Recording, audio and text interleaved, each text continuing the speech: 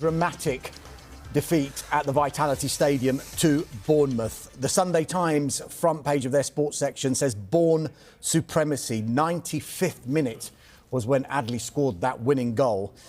Mark, extraordinary game at the Vitality Stadium.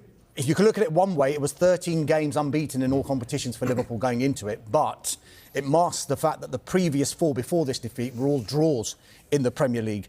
Is the feeling, maybe, of discontent from the Liverpool fans towards Arne Slot maybe just growing a little bit? I think it is. I think, Liverpool fans will give their manager a bit more time, especially one that's won the Premier League title, as he did last season. But the grumblings from Liverpool fans are that the style of play is boring, basically. It's a bit more predictable than it was last season. It's obviously Jurgen Klopp had this fantastic way of playing, and Liverpool fans had 5 or 6 of the best years of their life watching the Klopp football. Slot came in last year and a bit of a hybrid. He kind of evolved Liverpool, won the title, but still, kept playing the Klopp way a little bit. But this season, he's gone back to how he wants to play, and it's just too predictable. It's not as exciting, and it's not getting the results. So, again, a bit like the Thomas Frank situation. If the football's not very good and the results aren't great, then you're going to lose the support of the fans. I think generally Liverpool fans don't want to turn just yet, but as the results keep going like that, a lot of individual mistakes. Virgil van Dijk, again. He's had a bit of a bad season, Van Dijk, and I think at times Van Dijk is untouchable in the sense of criticism. It's always like it's Konaté's fault, or it's Frimpong's fault, or it's Kirkes' fault, but it's usually Virgil van Dijk's fault this season. And yesterday it was, I know it was windy, but still it was his fault. And I think when your best player, your captain, is making mistakes on a regular basis, then that obviously affects the team. And Arne Slot, as much as he's struggling right now with certain situations, if your captain's playing like that, and you can't drop Virgil van Dijk because there's nobody coming to play in his place, you've got a problem. But is that Slot's fault, or is that the people above him who didn't sign Mark Gray? So everybody at Liverpool can take a share of the blame for the situation right now. And I think, obviously I can't speak for the whole fan base, obviously, but I think a lot of people in the Liverpool fan base are setting their sights more at the sporting directors and the direction of the squad than they are at Slot himself at the moment. And that might change, and I think results like yesterday, as you said, Darmish, that's not going to help, obviously. But I think fundamentally, if you look at Liverpool's squad, it's just really unbalanced. And they spent all that money, and it's a bit of a mess now. And you look at the wingers, there's basically only Salah for the right wing because Chiesa effectively won't play no matter what happens. Slot doesn't want to play him. The other backup winger is Rio Nagumo, who's effectively a child, and Cody Gakpo is struggling. So the wingers are weak, and they've lost Diaz, obviously, from last year. Nunez wasn't the most popular player among sort of the wider football fans, but Liverpool fans really appreciated Nunez and what he brought to the team. And obviously, the tragic scenario of Diogo Jota, which nobody could have prepared for, and none of us can ever fully understand how hard that was to deal with. But fundamentally, the squad last year was much better balanced, a much better place to compete than it is right now. And Mark mentioned the centre-back situation. That has to be one of the biggest sort of mistakes made by any club this summer, to not have got that Gakey deal done over the line, get it sealed long before the deadline was even an issue. And to not have that, Konaté's had a poor season. Van Dijk, as you say, is really struggling. They've not got the backup. And also, I think you mentioned it yesterday, Mark, when we were talking about it, Jarell Quansah was sold. A really talented young England international was sold before they got the replacement in, and then they were unable to do that deal. And yes, Palace took it out of their hands to an extent, but from Liverpool's point of view, it should never have got to that stage where it was a few hours to go and a crunch decision. Just picking up on what Sam was saying there, Carl, Slot seems to be taking all the heat at the moment. We can compare it a little bit to Thomas Frank and what Sam mentioned before. There are a lot of other issues going on at Tottenham Hotspur. But just on that recruitment is, £450 million spent, and yet we are still talking about gaping holes in that Liverpool squad. Should there be much more heat than there is on the people above Arne Slot? Certainly think so. I certainly think Liverpool's summer window was the equivalent of skipping leg day or not eating your vegetables. They've just avoided 4 or 5 really, really important things within their squad. You took a player like McAllister, who had hernia surgery in the summer, and it took some time for him to get back up to full speed as well. I think he's getting closer to his best, but he's got far too much work to do in central midfield. There was that experimentation to get Ryan Gravenberch further forward, where he was so effective last season as being a holder and a shuttler as well. So this is a team that, because of the signings made, is top-heavy, but also the way Slot is organising this attack. I mean, I've heard many a Liverpool fan go, why is Cody Gakpo getting so many more touches of the ball than our 2 brand new expensively purchased strikers? So a lot of things to get sorted out, and I'm wondering how Arne Slot goes about sorting it. I mean, it's a good point you make though, Darmish, because at the start of the season, when a club has a good window, it's like the sporting directors are great, what a network they've got behind the scenes, but when it's not going well, the manager's wasted all that money, and it doesn't really tally, because the manager nowadays, or the coach, has less and less say in who they sign. It's almost like, right, I want this position covered, I want that position covered, and the club will go and buy them. You know, Arne Slot would have wanted a centre-half, he's made that clear, but the club failed to get it. So it's on the club, not him. It's not like 20 years ago where a manager was all-powerful and would get the deals done. It's now people above him. And so the clubs can have it both ways in the sporting directors and directors of football. If they fail to get people in, then don't be surprised if the manager or the coach struggles to get the results they expect because they've left him with an imbalanced squad. Carl, the Lewis Steele from Mail on Sunday kind of alludes in a way to how Liverpool's recruitment has gone, because he says Liverpool are the Premier League's answer to Bazball. Yeah. 1 minute they are a joy to watch and look like a team ready to conquer the world and win trophies galore. The next they are anything but, and their performance makes one think another root and branch inquest is necessary.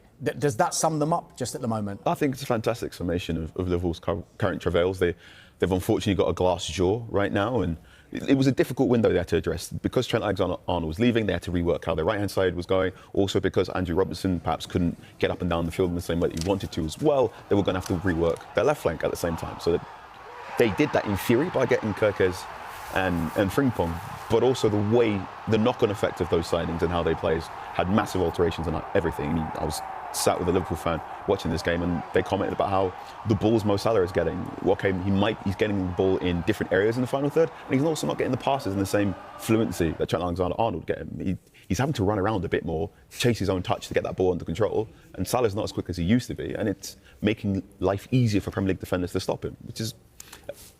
If you look at the big calls that Liverpool have made over the past 12 months, Van Dijk new contract, hasn't really worked out as planned.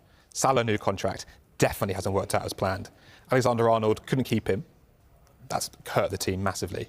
Wirtz hasn't really worked out as planned, although I think there have been signs that Wirtz is going to become good. And Isak, obviously, for various reasons, has not worked out at all. That's 5 massive calls that have effectively all gone against them, and that's where they are now. Are Liverpool almost paying, and is Arne Slot almost paying for the fact that he did win the league last season? Because if you take this season in isolation, yes, the results haven't been great. They're in the top 4. And if he had started his Liverpool career with a fight for the Champions League places and a realistic chance of getting into the Champions League in his first season, we wouldn't be talking like this, would we? If he'd have had this season last season, he probably wouldn't have had a second season. You think? Yeah, because that's how high the standards are. And obviously on the back of Jurgen Klopp, Liverpool fans are expecting a certain way of playing football, so this couldn't have been his first season. He did a fantastic job last season, Arne Slot. We can't take that away from him. It was a hard job to follow Jurgen Klopp. I mean, if you're talking about following a legend, Arsenal struggled after Arsene Wenger, Man United, as we know, after Sir Alex Ferguson. Arne Slot had the same task after Jurgen Klopp, with a team that a lot of us thought at the time was kind of over the hill. We talked about Van Dijk and Salah at the time, thinking, can he get more out of these players? And he did. But maybe last season was that final burst of everything from that team. You know, that was Van Dijk's best season, Salah, Robertson, etc. That was their peak. And they've now hit the wall, and Arne Slot is paying the price for that. Hasn't he earned more than just one season, though, off the back of winning a title? Well, no, because if the results aren't good enough and the fans don't like the football, then no, that's the modern game, isn't it? I mean, let's go back 20 years, yeah, maybe you would have get a second season, but there's so much impatience now among supporters.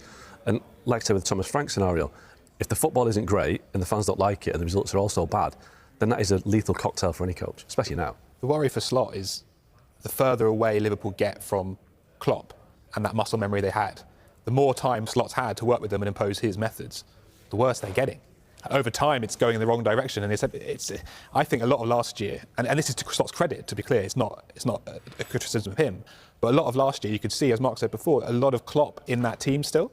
You could see that the Klopp's fingerprint and the years of training and the methods were still there, and it was a nice hybrid between what Klopp was doing and what Slot brought in. But now they're moving further and further away from what Klopp did, and more towards what Slot wants, and it doesn't seem to be working at all. I mean, if you look at go back a year, they lost at Plymouth in the FA Cup, and he obviously made a load of changes, lost at Plymouth.